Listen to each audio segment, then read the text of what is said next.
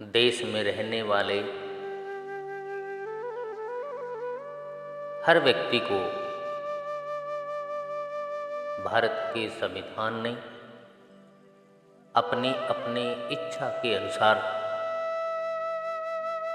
धर्म का पालन करने की स्वतंत्रता दी है।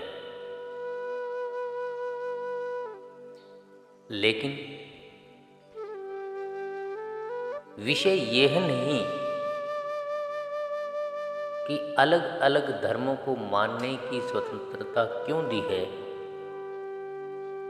विषय यह होना चाहिए कि भले ही लोग अलग अलग धर्मों को मानते हों, लेकिन धर्म का एक अंतिम उद्देश्य क्या होना चाहिए। एक समाज के हित में, या व्यक्ति के हित में, या फिर देश के हित में, यह जानना बेहद जरूरी है। भिन्न भिन्न धर्मों ने इस प्रश्न के भिन्न भिन्न उत्तर दिए हैं कि धर्म का उद्देश्य क्या होता है।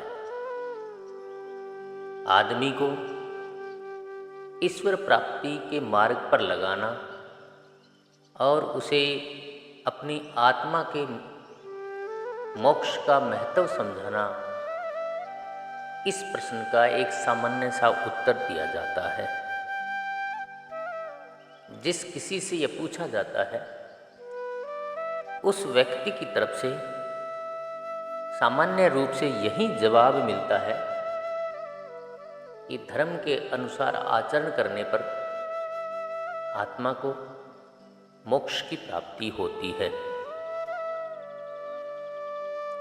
बहुत सारे धर्म इस दुनिया में ऐसे हैं और भारत में भी उनके अनुयायी रह रहे हैं जो कि 3 प्रकार के राज्यों की कल्पना करते हैं। एक राज्य स्वर्ग का राज्य कहलाता है। दूसरा राज्य पृथ्वी लोक या जिसे मृत्यु लोक भी कहते हैं, उसका राज्य कहलाता है। और तीसरा राज्य नरक का राज्य कहलाता है। कहा जाता है कि स्वर्ग के राज्य पर परमात्मा का, ईश्वर का शासन होता है। नरक के राज्य पर शैतान का एकाधिकार होता है, निर्विवाद एकाधिकार होता है, ऐसा बताया जाता है। और पृथ्वी के राज्य के बारे में विवाद रहता है। इस पर ना शैतान का पूर्ण अधिकार है और ना ही ईश्वर का पूर्ण अधिकार। आशा की जाती है कि शायद किसी दिन पृथ्वी पर भी ईश्वर का राज्य स्थापित हो जाए। ऐसी कामना संसार के सभी धर्मों के लोग करते हैं। कुछ धर्मों में माना जाता है कि स्वर्ग का राज्य धर्म राज्य है और वो इसलिए कि वहाँ ईश्वर सीधा शासन करता है।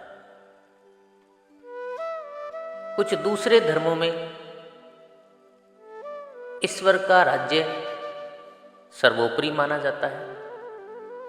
और कुछ ऐसे भी धर्म हैं जहाँ स्वर्ग का राज्य पृथ्वी पर नहीं है, वो किसी दूसरे लोक में है, ऐसा भी माना जाता है।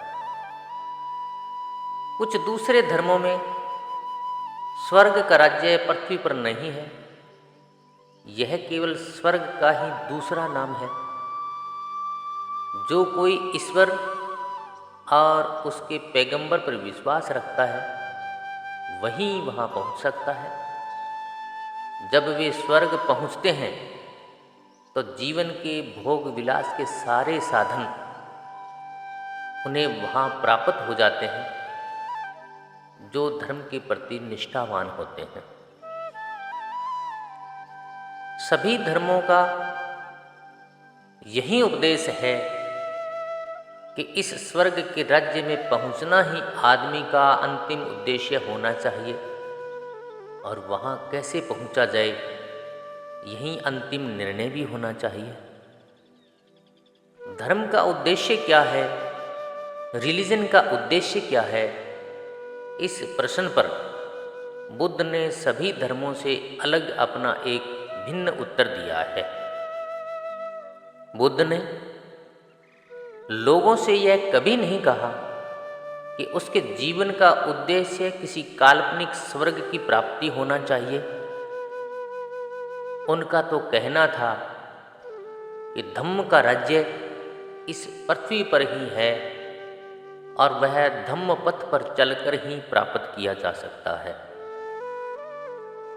उन्होंने लोगों से कहा, यदि वे अपने दुखों का अंत करना चाहते हैं तो हर किसी को एक दूसरे के साथ सदाचारपूर्ण व्यवहार करना सीखना चाहिए और इस प्रकार करने से इस पृथ्वी को धम्म का राज्य बनाया जा सकता है। उन्होंने लोगों से कहा कि यदि वे अपने दुखों का अंत करना चाहते हैं तो उन्हें चाहिए कि वे एक दूसरे के साथ सदाचार पूर्ण व्यवहार करें और अगर वो ऐसा करते हैं तो वो इस पृथ्वी को भी धम्म का राज्य बना सकते हैं। अन्य सभी धर्मों से अलग तथागत बुद्ध के धम्म की यही अपनी एक अनोखी विशिष्टता है। तथागत बुद्ध का धम्म पंचशील अष्टांगिक मार्ग और पारमिताओं पर जोर देता है। बुद्ध ने इन्हें अपने धम्म का आधार क्यों बनाया, यह भी एक बड़ा सवाल है।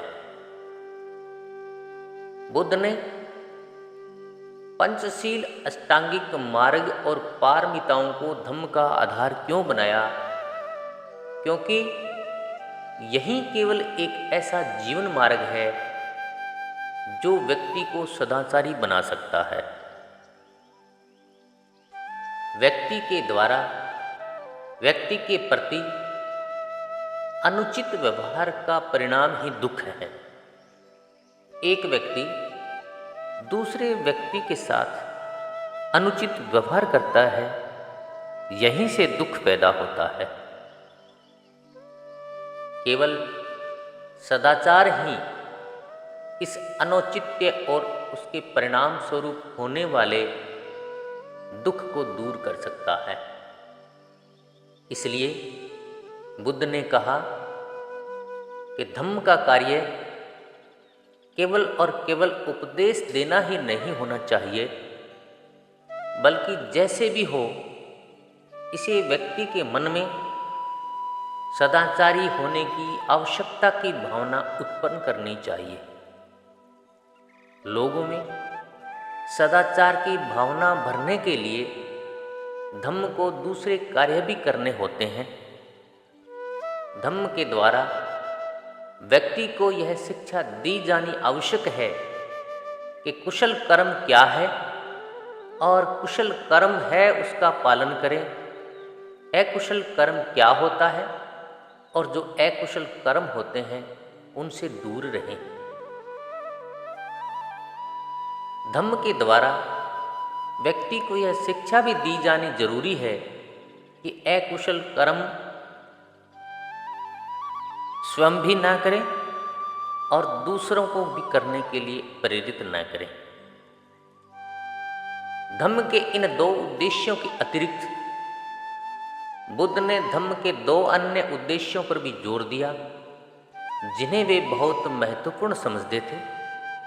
पहला उद्देश्य आदमी के स्वभाव और उसकी प्रवृत्तियों का प्रशिक्षण, जो कि प्रार्थना करने अथवा व्रत करने या फिर यज्ञ बलि करने से बिल्कुल भिन्न है। देवदह सूक्त में जैन धर्म की चर्चा करते हुए बुद्ध ने यह बात स्पष्ट की है।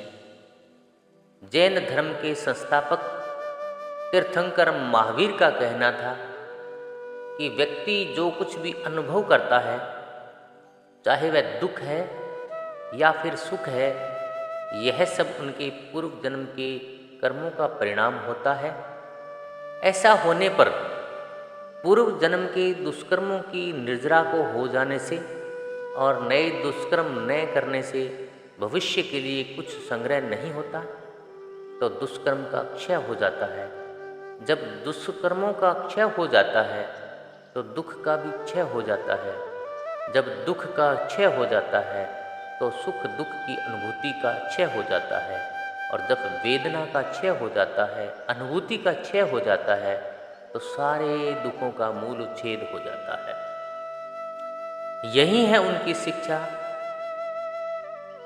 जैन धर्म की। यही वो शिक्षा है जो जैन धर्म देता है। इस पर तथागत ने यह प्रश्न किया कि क्या तुम जानते हो कि यहाँ ही और अब ही अकुशल प्रवृत्तियों का मूल उच्छेद हो गया है और कुशल प्रवृत्ति की प्राप्ति हो गई है? उत्तर क्या मिला? उत्तर मिला नहीं।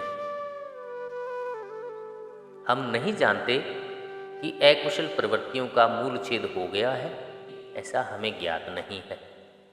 तब बुद्ध ने आपत्ति की, तो पूर्व दुष्कर्मों की निर्जरा से और नए दुष्कर्मों के न करने से क्या लाभ, यदि चित्त को इसका आभास भी नहीं कि वह अकुशल प्रवृत्ति को कुशल प्रवृत्ति में बदल सकता है। जब हमें इस चीज़ का आभास नहीं कि हम अकुशल प्रवृत्ति को कुशल प्रवृत्ति में बदल सकते हैं, तो फिर दुष्कर्मों से दूर रहने का और दुष्कर्मों के न करने का क्या लाभ? हमें अनुभूति होना जरूरी है। उनके मत में किसी भी धर्म की यह सबसे गंभीर कमी थी। शुभ प्रवृत्ति या शुभ संस्कार ही किसी स्थायी अच्छाई के आश्वासन का स्थायी आधार है। यही कारण है कि बुद्ध ने चित्त की साधना को प्रथम स्थान दिया है, जो कि चित्त वृत्ति को सुधारने के प्रशिक्षण का दूसरा नाम है। दूसरी बात जिसे उन्होंने विशेष महत्व दिया वह यह है कि आदमी में अकेला होने की स्थिति में भी उचित मार्ग पर डटे रहने का साहस होना चाहिए। सल्लेख सूत्र में तथागत ने इसी विषय पर जोर दिया है। उन्होंने कहा है, तुम्हें अपने मन को दृढ़ बनाने के लिए निश्चय करना चाहिए कि चाहे दूसरे लोग हानि करें, तुम हानि नहीं करोगे। चाहे दूसरे लोग हत्या करें, तुम हत्या नहीं करोगे। चाहे दूसरे लोग चोरी करें, तुम चोरी नहीं करोगे। चाहे दूसरे लोग श्रेष्ठ जीवन व्यतीत ना करें, तुम श्रेष्ठ जीवन व्यतीत करोगे। चाहे दूसरे लोग झूठ बोले, झूठी निंदा करें, दोषारोपण करें या व्यर्थ की बकवास करें, तुम ऐसा कदापि नहीं करोगे। चाहे दूसरे लोग लोभी हो, तुम लोभ नहीं करोगे। चाहे दूसरे लोग अनिष्ट कार्य करें, तुम अनिष्ट कार्य नहीं करोगे।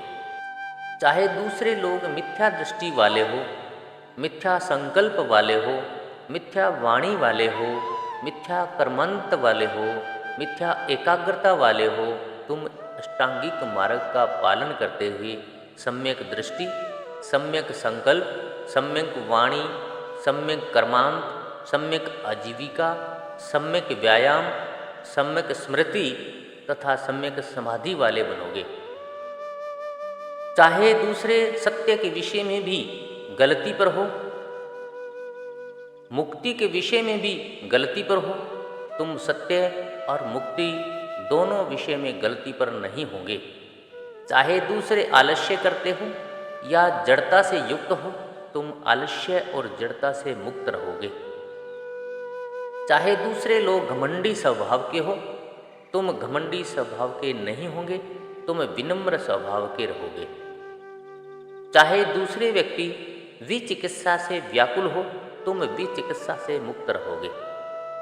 चाहे दूसरे क्रोधी हो, द्वेष रखते हो, ईर्ष्यालु हो, कंजूस हो, धन लोलुप हो, ढोंगी हो, ठग हो, बधिक हो, घमंडी हो, दुस्साहसी हो, कुसंगति वाले हो, लापरवाह हो, अविश्वासी हो, निर्लज्ज हो, चरित्रहीन हो, अशिक्षित हो, सुस्त हो, किंग कर्तव्य विमूढ़ हो और मूर्ख हो, तुम इन सब के विपरीत रहोगे। तुम ऐसा नहीं करोगे। चाहे दूसरे लोग लौकिक वस्तुओं के चंगुल में पड़े हो और उनसे चिपटे हो, तुम जो लौकिक वस्तुएं नहीं है उनसे चिपटोगे और परित्यागशील रखोगे। वाणी और कर्म का तो कहना ही क्या, इच्छा शक्ति का विकास ही सम्यक चेतना स्थिति को प्रभावित करता है। इसलिए बुद्ध कहते हैं, इन सभी बताए गए संकल्पों के लिए इच्छा शक्ति का विकसित होना बहुत जरूरी है। बुद्ध के अनुसार यही धम्म का उद्देश्य है। अगर व्यक्ति इस प्रकार से सदाचार का पालन करता है, यही स्वहित में, यही समाज हित में और यही देश हित में है। धन्यवाद।